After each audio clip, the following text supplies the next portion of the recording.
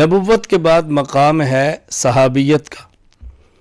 صحابہ کرام میں جو وجہ فضیلت ہے اور صحابہ کرام میں جو وجہ کمال ہے وہ صحابیت ہے۔ یعنی جس طرح نبوت کمال علمی کا نام ہے، صحابیت یہ فضیلت صحابیت کا نام ہے۔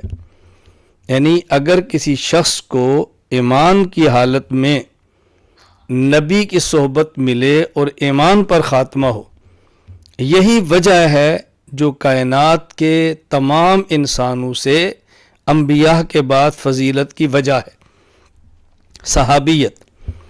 یعنی صحابی جو انبیاء کے بعد دوسرے لوگوں سے افضل ہے، اس کی وجہ صحابی کا علم نہیں ہے، اس کی وجہ اس کا زہد نہیں ہے، اس کی وجہ اس کا جہاد نہیں ہے، اس کی وجہ اس کی سخاوت نہیں، اس کی وجہ اس کی تلاوت قرآن نہیں، اس کی وجہ اس کے تہجد اور شب بیداری نہیں، اس کی وجہ شجاعت نہیں، اس کی وجہ صحابیت ہے۔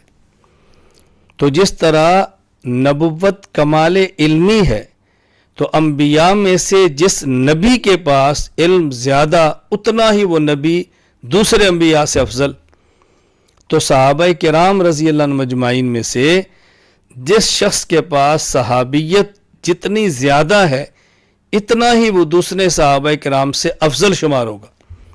اب اس پر آپ دیکھیں تو حضرت سیدنا صدیق اکبر رضی اللہ تعالیٰ عنہ ممتاز نظر آتے ہیں۔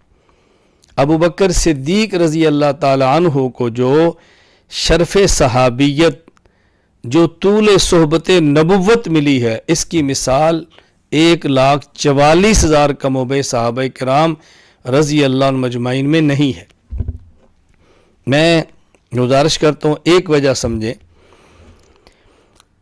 صحابہ کرام میں سب سے زیادہ طویل و صحبت ابو بکر صدیق ہے، اور رسول اکرم صلی اللہ علیہ وسلم نے اعلان نبوت فرمایا تو سب سے پہلے وہ شخص جو مرد ہے، آزاد ہے اور بالغ ہے، باتیں ذہن میں رکھیں، سب سے پہلے وہ شخص جو مرد ہے، بالغ ہے اور آزاد ہے، وہ کلمہ پڑھنے والا حضرت ابو بکر صدیق رضی اللہ تعالی عنہ ہے۔ حضرت خدیجۃ الکبریٰ رضی اللہ عنہا نے سب سے پہلے کلمہ پڑھا، لیکن خواتین میں سے سب سے پہلی خاتون حضرت سیدہ خدیجہ کبریٰ ہیں۔ حضرت علی المرتضیٰ رضی اللہ عنہ کلمہ پڑھا، لیکن وہ نابالغ تھے۔ نابالغ بچوں میں سب سے پہلے جس نے کلمہ پڑھا حضرت علی المرتضیٰ ہے رضی اللہ عنہ۔ حضرت زید بن حارثہ رضی اللہ عنہ نے کلمہ پڑھا، وہ غلام ہیں۔ غلاموں میں جس شخص نے سب سے پہلے کلمہ پڑھا رسول اکرم صلی اللہ علیہ وسلم کا، وہ حضرت زید رضی اللہ تعالی عنہ ہے۔ لیکن وہ شخص جو مرد بھی ہو، بالغ بھی ہو اور آزاد بھی ہو، اور سب سے پہلے جس نے کلمہ پڑھا ہو، وہ حضرت ابو بکر صدیق رضی اللہ تعالی عنہ ہے۔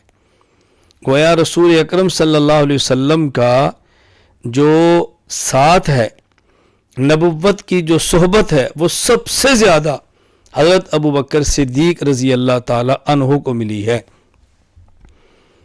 23 سالہ دور نبوت کا سب سے بڑا ساتھی وہ حضرت ابو بکر صدیق رضی اللہ تعالی عنہ ہے۔ یہ معمولی اعزاز نہیں ہے، یہ معمولی اعزاز نہیں۔